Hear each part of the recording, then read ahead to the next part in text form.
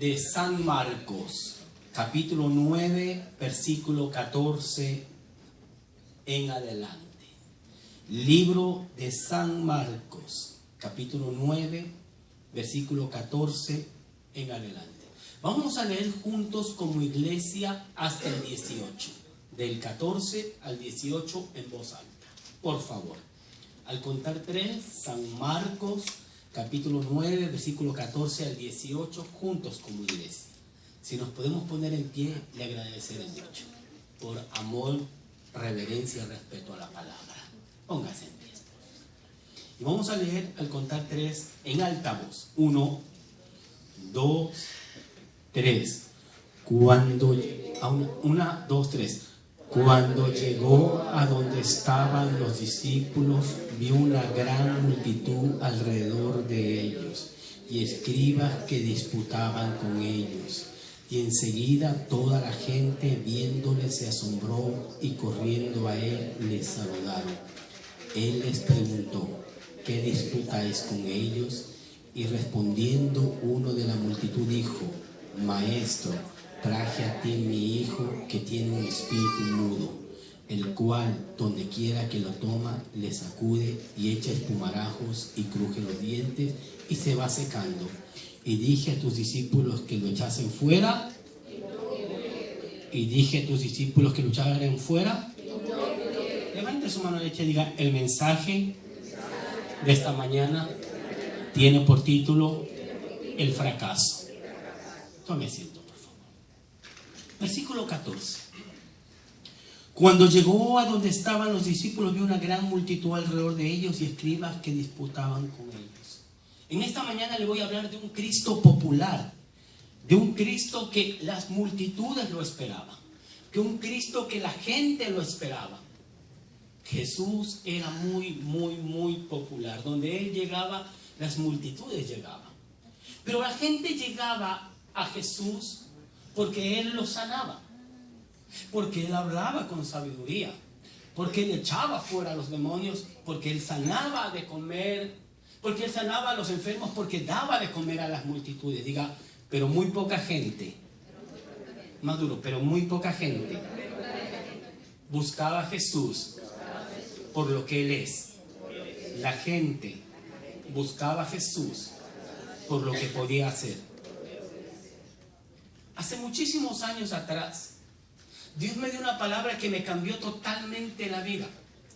Yo estaba en una necesidad económica más grande de la que usted se imagina, y comencé a orar y le dije: Señor, necesito que proveas para esta necesidad.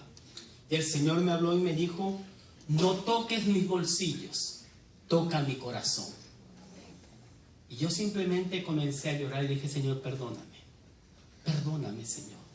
Solamente quiero tus bolsillos, pero no tu corazón. Solo los que somos papitos sabemos lo que es eso.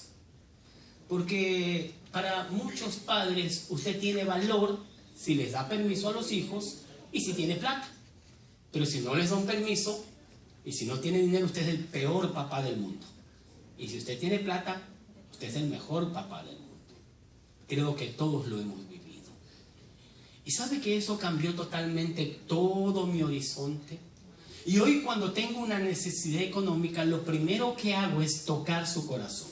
Porque cuando toco su corazón, automáticamente toco sus bolsillos. Pero el orden correcto es tocar el corazón de Dios. ¿Alguien dice amén? Amén. Mire a su vecino y dígale: antes de tocar los bolsillos de Dios, toca su corazón. Amén. Si usted está de viaje, usted llama a la casa, su hijo le dice: papito, te amo, mamita, te extraño, cuánto te quiero, me he portado bien, he sacado buenas notas, cuando usted llegue a la casa va a llegar con algo, porque ese hijo, ¿qué tocó? Su corazón. Así que no busques a Jesús por sus regalos, porque hay gente que lo busca solo por los regalos. Si ya Jesús no lo sana, se van de la iglesia. Hay mucha gente que trajo un familiar para que Dios lo sane y se murió el familiar y no vuelven a la iglesia, porque estaban buscando a Jesús solamente por lo que podía hacer. porque los podía sanar, porque los podía libertar, porque quieres los papeles, porque necesitas que te lleguen los documentos, porque quieres un milagro. Pero tú debes estar aquí y tú debes amar a Jesús. Así Jesús no haga nada por ti, porque ya en la cruz lo hizo todo. ¿Alguien dice amén? Den un aplauso a que en la cruz lo hizo todo. Y enseguida toda la gente viéndole se asombró y corriendo a él le saludaban. Él les preguntó: ¿qué disputáis con ellos? Y respondiendo uno de la multitud dijo: Maestro, traje a ti mi hijo que tiene un espíritu mudo. Versículo 18 de nuevo juntos todos. 1, 2, 3. El cual quiera que le toma, le sacude y echa espumarajos y cruje los dientes y se va secando. Y dije a tus discípulos que lo echasen fuera. Y no lo pudieron. Hoy quiero hablarles sobre el fracaso. Cierre sus ojos. Aquí hay personas que no han podido perdonar. Aquí hay personas que no han podido ser felices. Aquí hay personas que no han podido obtener la legalidad de sus documentos. Aquí hay personas que no se han podido casar. Aquí hay personas que no pudieron mantenerse casadas. Aquí hay personas que no han podido controlar a sus hijos y se fueron de sus manos. Aquí hay personas que tienen deudas que no han podido pagar. Aquí hay personas que tienen problemas que no han podido solucionar. Quiero que mire en qué área de su vida usted ha fracasado y no pudieron. Aquí hay gente que lleva años en la iglesia y no ha podido abandonar un pecado. Hay gente con años en la iglesia y no han podido perdonar a alguien que les dañó la vida. Mira, ¿qué es lo que no has podido? No has podido pedir perdón aunque sabes que te equivocaste. No has podido salvar tu matrimonio. No has podido salvar tu empresa. No has podido. ¿Qué es lo que no has podido?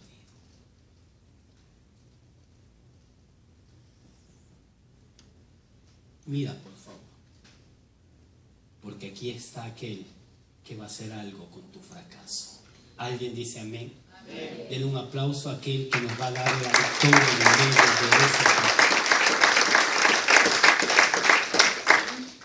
¿Y sabe qué es lo terrible de esta enseñanza? Que ellos fracasaron confiando en Dios. Eso es lo terrible. Fracasaron confiando en Dios. ¿Pero por qué fracasaron? Porque Dios nos dio 4 armas para luchar contra Satanás y ellos no la utilizaron. Al final tú vas a saber por qué, por más que confías en Dios, por qué, por más que haces cosas, no puedes salir de donde estás. No puedes escapar de tu fracaso porque tienes 4 armas que Dios te dio y no las estás utilizando. Más adelante le doy las armas que uno tiene. Ahora, imagínese usted a Pedro, Juan y los discípulos siendo atormentados por las personas porque fueron donde alguien que tenía un problema para ayudarle y no pudieron. Ellos habían visto a Jesús echar fuera un demonio. Ellos sabían cómo se echaban demonios. Jesús les había dado la autoridad para hacerlo. Jesús les había enseñado cómo hacerlo. Ellos habían visto al maestro hacerlo. Y cuando llegan al lugar donde podían hacer lo que Jesús les había enseñado, para lo que les había comisionado, para lo que les había ungido, fracasaron. Qué terrible que es fracasar en la vida. Qué terrible que es no poder hacer algo. Tal vez usted llegó hasta casi la mayor totalidad de su carrera y no pudo graduarse. Tuvo que salir del país, tuvo que dejar de estudiar porque ya los gastos no podían y tenía que trabajar y no pudo.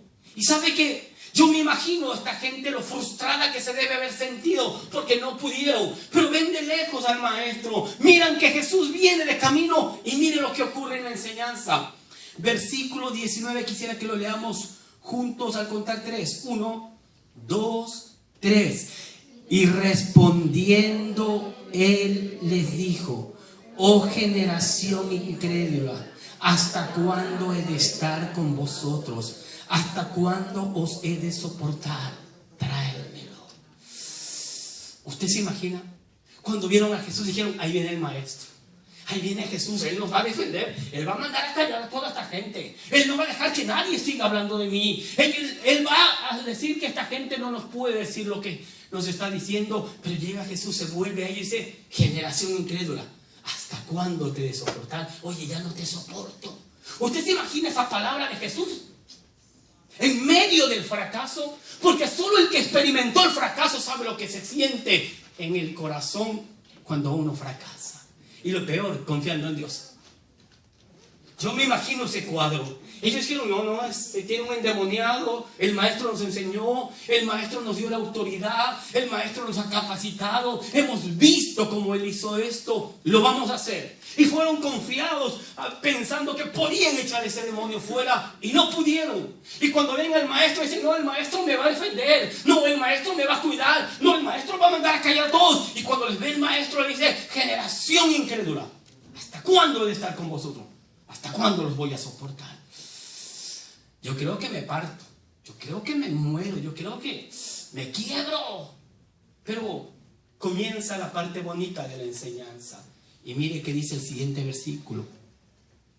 Y cuando se lo trajeron, y cuando el espíritu vio a Jesús, sacudió con violencia al muchacho, quien cayendo en tierra se revolcaba echando espumarajos. Jesús preguntó al padre: ¿cuánto tiempo hace de que le sucede esto? Y él dijo: desde niño, y muchas veces le echa en el fuego y en el agua para matarle. Pero si puedes hacer algo, ten misericordia de nosotros y ayúdanos. Jesús le dijo: si puedes creer, al que cree, todo le es posible. ¿Sabe? Quisiera que mueva su cabecita para la derecha y de ahí para la izquierda, viendo al piso. Por un momento, mueva para la derecha y mueva para la izquierda, y mueva para su derecha, y mueva para... Imagínense que ahí está su hijo. Su hijo se está revolcando en el piso y usted lo ve. Y yo le hago una pregunta a usted. ¿Qué haría usted si ve que su hijo se golpea allá, se golpea acá, cayó al piso, echa espumarajos? Yo me imagino que el padre del muchacho no quería hablar con Jesús. Quería ver a su hijo sano. Y Jesús comienza, llega y dice: oiga, ¿y desde cuándo? ¿Y qué le hace? Desde niño. ¿Y qué nomás le hace? Le bota en el fuego, en el agua, le quiere matar. Y Jesús seguía, habla y habla y habla. Y el padre lo único que miraba es a su hijo. Ya se dio contra una piedra, ya se cayó en el hueco, ya se golpeó la cabeza. Y Jesús seguía, habla y habla y habla. Pero ¿sabe cuál es la enseñanza ahí? Y es la base de todo lo que quiero enseñarle en este día. Mire a su vecino y dígale: no van, más duro, no van a ocurrir milagros en tu vida a menos que aprendas a hablar con Jesús. Denle un aplauso a Jesús.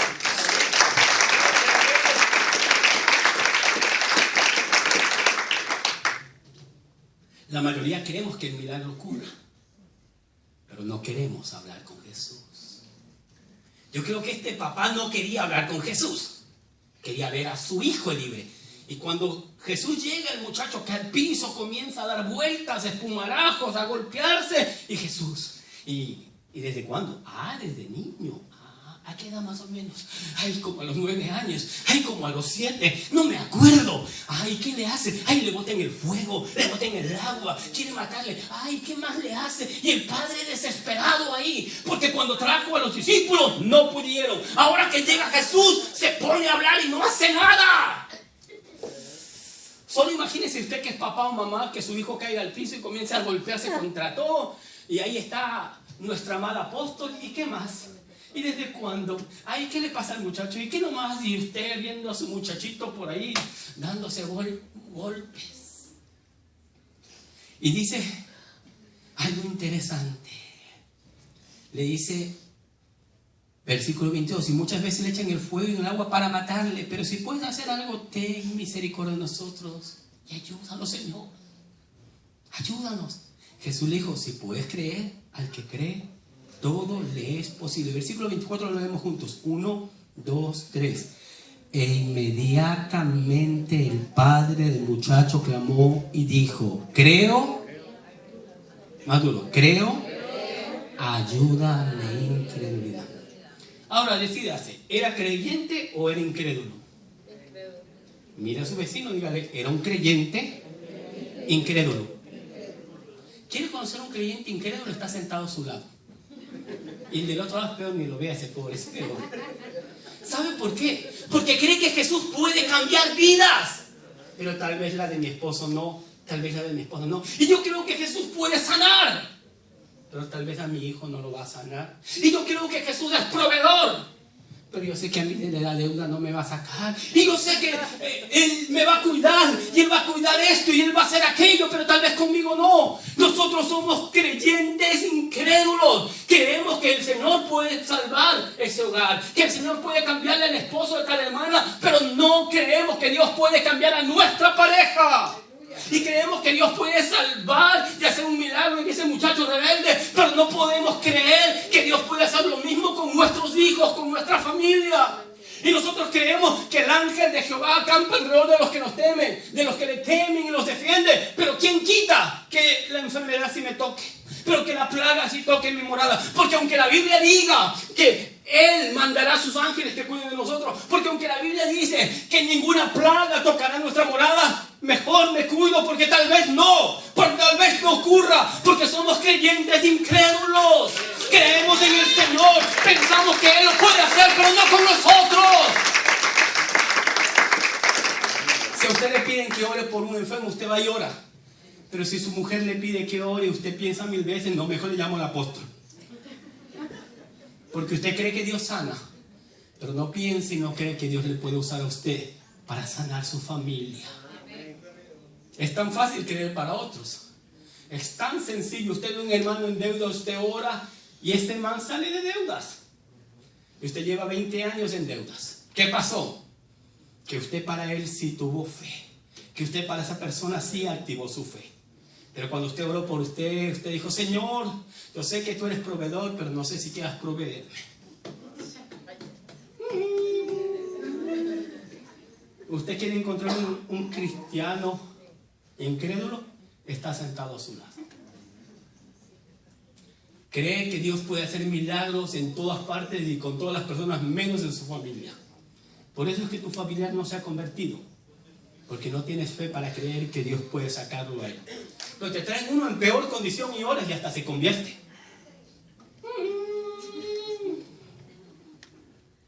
Y le dice: Señor, yo creo que tú eres el Hijo de Dios. Yo creo que eres poderoso. Yo creo que tienes el poder para hacerlo. Pero creo que no lo vas a hacer con mi muchacho. Ayuda en mi incredulidad. Yo sé, estoy seguro que tú tienes el poder, pero no estoy seguro si quieres hacerlo conmigo. Golpee su pecho y diga: Dios quiere hacerlo conmigo. Dele un aplauso al que lo va a hacer. Él lo va a hacer. Él lo va a hacer. Él lo va a hacer. Él lo va a hacer. El ángel de Jehová no se ha dormido, no se preocupe. El que te guarda no dormirá. Él estará contigo todos los días hasta el fin del mundo. Si el mundo no se ha acabado, Él está contigo. No tengas temor a la plaga. No tengas temor a la enfermedad. No tengas temor a la muerte, a menos que estés en pecado. No tengas temor. Al que le toca, le toca. Pero tú debes estar seguro que Él es tu guardador, que Él es tu ayudador. Daniel, Sadrach, Mesach, Abednego no tuvieron temor de entrar al horno de fuego o al foso de los leones, porque Dios los iba a salvar. Y si no los salva, no importa, porque están con Dios, porque Él está con ellos. Y como decía Job: yo sé que mi Redentor vive, y aún del polvo me levantará. Diga: yo sé que mi Redentor vive. Más duro: yo sé que mi Redentor vive. Yo le voy a pedir que usted comience a orar cuando llegue a su casa por los que nunca oró por miedo, porque pensó que Dios no le iba a respaldar. Ore por su mujer, ore por su marido, ore por sus hijos, ore por sus padres, ore por tu abuelo, tu abuela, tu nieto. Ora, porque Dios te va a usar. ¿Alguien dice amén? Amén. Pero él decía, Señor, yo creo, pero ayuda a mi incredulidad. Ayuda a mi incredulidad. Y no es algo que le ocurre a usted, es algo que me ocurre a mí y a todos. Que en un momento se nos olvida la palabra, que en un momento nos olvidamos que el que nos proveyó ayer nos proveerá hoy y nos proveerá mañana. El que nos sanó ayer nos sanará hoy, nos sanará mañana. El que nos hizo libre ayer nos hará libre hoy, nos hará libre mañana. El que nos dio la vida no se ha muerto. Den un aplauso al que está vivo, el que está vivo, el que está vivo, porque Cristo no se murió, sigue vivo. ¿Alguien dice amén? Sigamos en la enseñanza. Versículo 25. Y cuando Jesús vio que la multitud se agolpaba, reprendió al espíritu inmundo diciendo: espíritu mudo y sordo, yo te mando, sal de él y no entres más en él. Entonces el espíritu, clamando y sacudiéndole con violencia, salió y él quedó como de modo que muchos decían: quedó peor, porque el otro lado estaba vivo, aunque se endemoniaba, aunque se caía, aunque se golpeaba, estaba vivo. Usted se imagina, ese padre llega a un grupo de hermanitos que son los apóstoles, la que me mata, lo mejor de lo mejor, lleva a su hijo y no pudieron.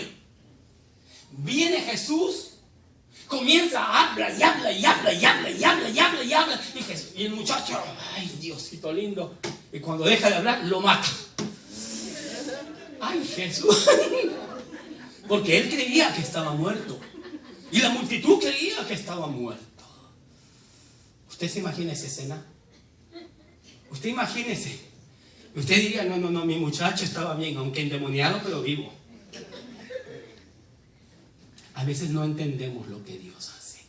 A veces pensamos que Él se equivocó en la decisión que tomó. A veces creemos que realmente eso no debía ser así, que Dios no debía haber hecho eso, porque no, pues, así no era la solución. Pero veamos cómo termina la enseñanza. Siga leyendo, por favor. Dice: pero Jesús, tomándole de la mano, le enderezó y se levantó. Mire a su Señor en esta mañana: Jesús te va a dar la mano y te va a levantar. ¿Alguien dice amén? Amén. Te va a sacar de esa deuda, te va a sacar de ese problema, te va a sanar, te va a libertar, va a cubrirte con la sangre de su Hijo amado Jesucristo. Dios no te va a dejar, Él no te va a desamparar, Él va a estar contigo siempre. Él es tu ayudador, Él es tu sustentador, Él es el que te sostiene con la mano derecha. ¿Alguien dice amén? Amén. Él es Dios. Y sigue diciendo, versículo 28. Cuando Él entró en casa, sus discípulos le preguntaron aparte: ¿por qué nosotros no pudimos echarle fuera? Y les dijo: este género con nada puede salir sino con oración. Hay 4 armas que Dios nos dio para vencer al diablo. La primera es la oración, que muchos dejaron de hacer. No van a ocurrir milagros a menos que usted tome la decisión de hablar con Jesús. El padre quería ver a su muchacho libre, pero la única forma de ver al muchacho libre era conversar. Mire a su vecino: esa es la razón por la que no has visto tu milagro. Te falta conversar con Jesús. Esa es la primera, la oración. La segunda es el ayuno, que muchos ya olvidaron. Y algunos practicaban y dejaron de hacerlo. Usted está en un gran problema, ayune. Usted está enfermo, ayune. Usted está triste, ayune. Usted está endeudado, ayune. Usted está en una crisis, ayune. Tercera arma que Dios nos dio es el testimonio, según Apocalipsis. Y es por eso que muchos no tienen victoria, porque el testimonio está manchado. Y usted dice: que cómo Dios me va a escuchar si yo todavía veo pornografía, si yo todavía de vez en cuando le soy infiel a mi esposa, si yo de vez en cuando todavía estoy en el chisme, en la murmuración, en la crítica, si yo de vez en cuando soy media chismosita. Sí. Usted quiere conocer a una mujer chismosa, está sentada a su lado. Y la del otro lado, ¿cómo es? Pero ¿sabe qué es el problema más grande? Que en esta última generación son más chismosos los hombres que las mujeres. Usted no ha visto hombres chismosos, ¿verdad? La que tu siervo escucha. ¿Y sabes lo que quiere Dios? Es que guardemos el testimonio. Así que mis almas hasta aquí son 3, pero son 4 en total, pero son 3 hasta ahorita. Es la oración, es el ayuno, es el testimonio. ¿Y cuál será la cuarta? Diga, es la palabra. ¿Cómo Jesús venció al diablo y resistió la tentación? Oye, escrito está, pero no, escrito está, pero no, escrito está. Y cuando el diablo te diga algo, dile, oye, escrito está. En mi casa no entrará la plaga, ni peste destructora. Así dice la palabra. Así dice la palabra. Le voy a pedir que haga algo toda la congregación. Es algo que Dios puso en mi corazón. Tome aceitito cuando llegue a su casa y unja el poste y los dinteles de su casa y ordene que toda plaga se aleje de su hogar, que toda enfermedad, que la muerte se aleje y viva en paz, sabiendo que Dios cuidará de usted, de su familia, de sus hijos. Solo úncalo. Pusieron dintel sobre la puerta de los judíos. Pusieron sangre en esos dinteles. Y la muerte no tocó. Y la muerte no tocará nuestra casa. ¿Quién dice amén? Pero afiánzese en la palabra. Denle un aplauso a aquel que va a cubrir nuestra casa, aquel que va a cubrir nuestra morada, aquel que va a cubrir nuestros seres queridos. La Biblia dice, la palabra dice que yo no debo tener temor de malas noticias. ¿Saben? Las únicas noticias que vamos a recibir son buenas. Son buenas. Pero para que yo venza al diablo, yo debo orar, debo conversar con Jesús. Yo debo ayunar. Yo debo creerle a la palabra. Y yo debo intentar vivir con buen testimonio. Entonces todos los demonios se sujetarán y estarán bajo los pies de Jesucristo. Pero para que eso ocurra, para que Dios te dé autoridad, para que tengas poder, iglesia victoriosa del Señor, aprende a vivir con buen testimonio, aprende a orar, comienza a ayunar y crea la palabra que es fiel y verdadera y digna de confianza. Esa es la palabra de Dios. Esa palabra dice que Él cuidará de nosotros. Esa palabra dice que ninguna arma forjada del diablo prosperará contra nuestra vida. Esa palabra santa y verdadera dice que si yo me enfermo, Él es mi sanador. Esa palabra dice que si yo estoy en una crisis, Él es mi proveedor. Esa palabra dice que si yo he caído, Él me va a levantar. Esa palabra dice que en todo lo que yo tenga que vivir, soy más que vencedor. Den un aplauso al dueño de esa palabra. Él lo prometió, Él lo cumplirá, porque no es hombre que miente, ni hijo de hombre que se arrepiente. No tenga temor, la plaga, el virus no tocará tu morada. Den un aplauso a su rey, a su redentor.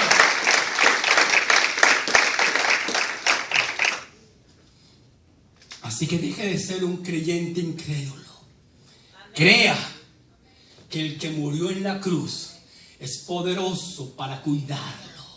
Es poderoso para guardar tu depósito. Porque en tu cuerpo Él depositó el Espíritu Santo. ¿Sabes quién eres tú? Eres templo del Dios Altísimo. Así que para que ese virus entre acá, tiene que entrar donde está morando el Espíritu Santo. Pero vive santamente.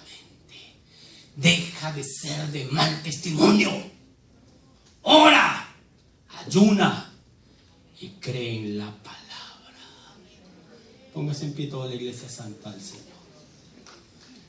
Quiero acá adelante a todos aquellos que han fracasado de alguna manera. Venga, yo voy a orar por usted.